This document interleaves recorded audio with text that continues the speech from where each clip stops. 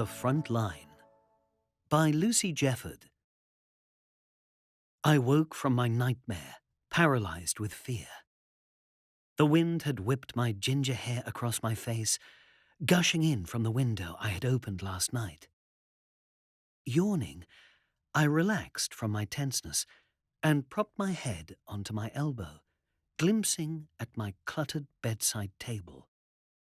Unfortunately, I'd woken too early for the third time running. My clock said 4:50, and my alarm would, inevitably, ping in 10 minutes. Sighing, I lay my head back against the pillow and picked up the golden, heart-framed picture next to my dust-coated lamp, stroking the image fondly. There was me, standing on the right-hand side of my husband, Thomas, our baby girl resting between my arms, gazing into the camera lens. Layla, I whispered softly, kissing the photo. How long had it been since I'd last given her a proper hug? Not a virtual one, empty of comfort, but an actual squeeze to my chest. Too long. Despite seeing her every day on FaceTime, either asleep or awake, my heart was yearning for a chance to touch her and Tom. After all, my daughter's first birthday was no more than 2 weeks away, and how could I help my patients then? They needed me. In fact, they needed me all the time, and their families depended on my colleagues and I even more. If I didn't manage to help the people with COVID, many heartbroken tears would spill, and I couldn't face another scene like that.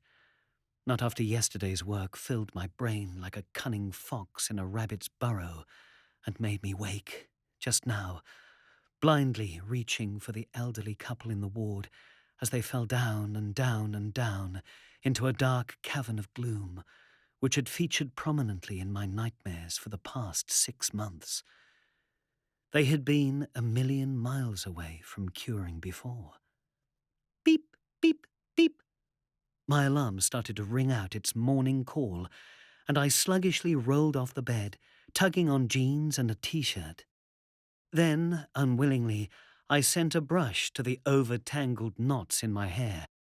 Once I looked at least remotely presentable, I rushed down the stairs and grabbed a banana from the china fruit bowl, stuffing it inside my lightweight rucksack. Suddenly, my mobile vibrated inside my pocket, and I saw a message appear from Tom. Good luck today. Love you lots. Hugs and kisses from me and Layla. Kiss. Although that brought tears of longing to my hazelnut eyes, it spurred me to feel a distant sense of pride and happiness as I unlocked the car and collapsed into the leather driving seat. Right, I told myself. Let's go. The vehicle beeped into action, and in a matter of minutes, I was pulling up in the car park of the hospital, cutting the song on the radio off when I stopped the engine. Pulling on my stuffy mask, I hurried up the steps to the staff side door and entered the simple code to open it.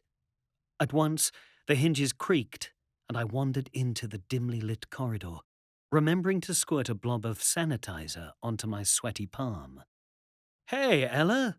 Professor J. Spencer grinned, his dark green eyes reflecting the small spotlight on the ceiling. I waved as he pulled on his blue PPE, disappearing into the room directly ahead.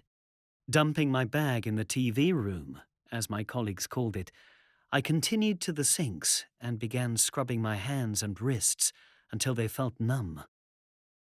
Then, pulling on my long, protective coat, I slipped my hair into a plastic cap and fitted my fingers into a pair of tight, elastic gloves. Elle! My fellow frontline worker and my friend called. I noticed Josephine's freckled face pop round the doorway. You're needed. One had to admire her optimistic look and feel she gave me every morning, every day. But most others shrugged off her enthusiasm, telling her to get things into perspective. However, I loved the way she kept a smile on her face. even sitting beside patients at the end of their time in this world. If my child had seen her smiling all the time, she'd have giggled more than ever before and scrunched up her nose in the adorable way she did when I was at home to see it. So, thinking of my family, I followed Josie down the complicated, if one hasn't walked it before, route to the intensive care wards, and we entered the room, taking in tubes and machinery and many occupied beds, as I should have been used to seeing by now.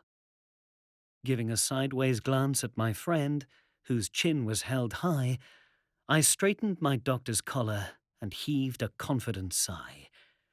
We had walked all the way to hell on earth, and I was not likely to forget it.